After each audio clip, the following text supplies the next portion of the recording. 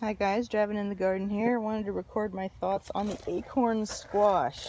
This acorn squash looks very different from the acorn squash that I grew in a different bed that actually got full light. This one did not get full light, and you see how long and thin the stalks are.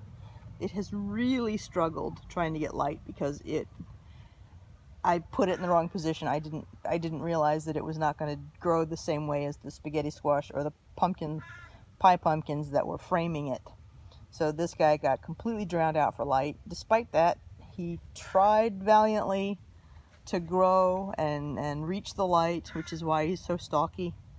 The other one, as I said, that was in more light did not stalk up like this. It stayed very low to the ground. So this is a plant that would probably do very well in a container, and maybe a tripod on there to help support some of the weight of that stalk as it moves up, but it's not going to get really tall. Like this is only tall because of its struggle for light.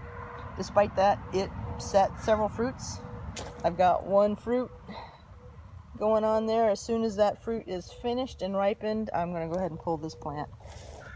There were 3 other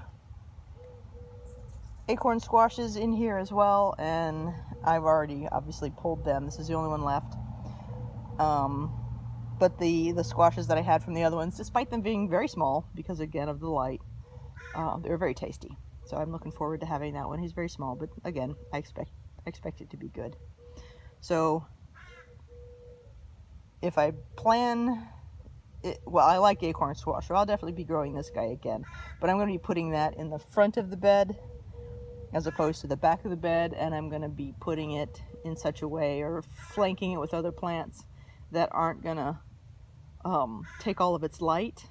But it is a squash, so it's got these mondo huge leaves, and so if I put something around it, they're going to need to be able to handle the shade that this plant will give it.